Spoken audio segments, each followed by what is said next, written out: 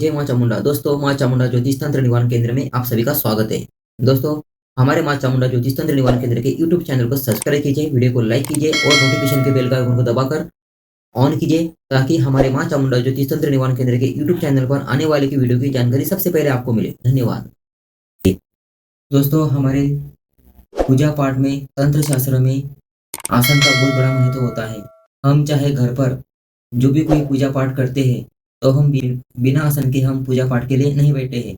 चाहे आपके घर में सत्यनारायण की पूजा हो, वास्तुशांति की पूजा हो, या आपके डेली का हर रोज का आपका पंचोपचार पूजन पाठ हो, तो हम आसन लेकर ही बैठे हैं। आज हमारे तंत्र शास्त्र में हर साधक के लिए आसन सिद्ध करना और आसन के ऊपर अपनी ऊर्जा बढ़ाना, अपना जप बढ़ाना, अपना तप बढ़ाना, ये सिर्फ आसन की वजह से ही संभव होता है। पहले तंत्र लाइन में जो भी कोई साधक जो जप करता है, तप करता है, ध्यान करता है, पूजा पाठ करता है, तो पहले उसका आसन सिद्ध होता है। तो आज मैं आपको आसन का मंत्र बताने जा रहा हूँ, जिससे आपको ये लाभ होगा कि आपकी ऊर्जा बढ़ेगी, आपका तप बढ़ेगा और आपका पूजन पाठ आपके देवता को समर्पित होगा, समर्पण होगा और पूजन पाठ में आपको कोई भी बाधा ही नहीं होगी। इसके मैं आसन यूज करने के तरीके भी आपको बता दूंगा और आसन मंत्र भी आपको बता रहा हूँ। तो जब भी हम कोई पूजा पाठ करने बैठते हैं, या हम जप करने बैठे हैं, या हम ध्यान करने बैठे हैं, या हम कोई साधना कर रहे हैं, तो साधनाओं में, पूजन पाठ में आप इस मंत्र का अगर जब 7 बार मंत्र बोलकर अगर आप इस आसन के ऊपर बैठे हैं, तो निश्चित ही आपको इसका फल अवश्य मिलेगा। दोस्तों, फिर आपको आसन के ऊपर ऐसा हाथ रखकर आपको मंत्र बोलना है। मनमार मैदान कुरु चकनाचूर 5, महेश्वर आज्ञा हो तो बैठो आसनपुर। मनमार मैदान कुरु चकनाचूर 5, महेश्वर आज्ञा हो तो बैठो आसनपुर। दोस्तों, फिर आपको आसन के ऊपर हाथ रखकर ऐसा मंत्र बोलना है और फूंक मारना है। आपको ये मंत्र आपको 7 बार बोलना है और आपको 7 फूंक मंत्र के आसन के ऊपर मारना है, मतलब 7 मंत्र 7 फूंक। तो आपको ऐसा मंत्र बोलकर आपको फिर अपना सीधा पैर रखकर आपको आसन के ऊपर बैठ जाना है। कभी भी बैठते समय हमारा जो सीधा पैर होता है, उसको दाएं पैर बोला जाता है ना।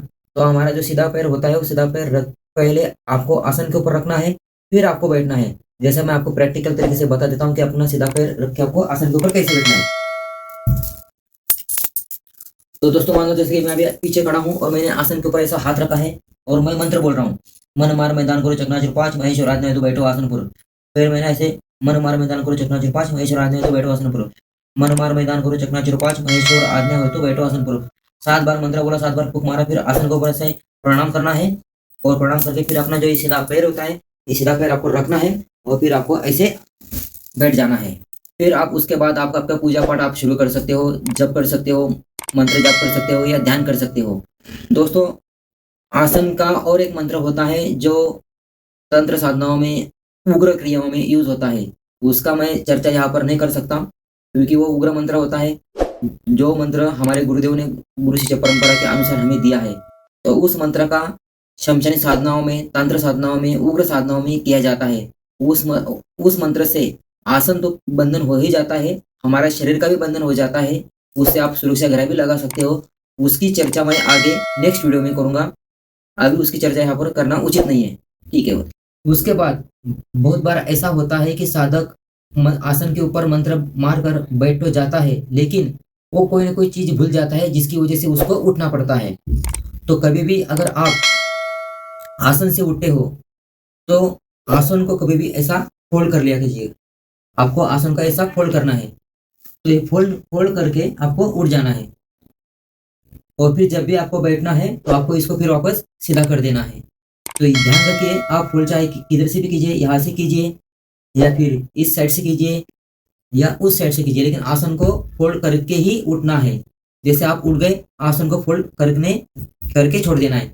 अगर आप ऐसे ही छोड़ देते हो, तो दोस्तों शायद आपको पता नहीं होगा कि हमारे आजू बाजू में हम जब पूजा पाठ करते हैं, तो बहुत अलौकिक शक्तियां हमसे जुड़ती है, नकारात्मक शक्तियां हमसे जुड़ती है, आसपास में हमारी शक्तियां बहुत सारा हमसे जुड़ती है। तो क्या होता है कि जैसे आप आसन ऐसा खुला छोड़कर उठ जाते हैं, तो कोई भी शक्ति आकर उस आसन के ऊपर बैठ जाती है। फिर जब आप उसके ऊपर बैठते हो, तो पूरा आपका पूजा पाठ सब कुछ, वो आपका ध्यान, आपकी ऊर्जा, वो सब चुरा लेती है।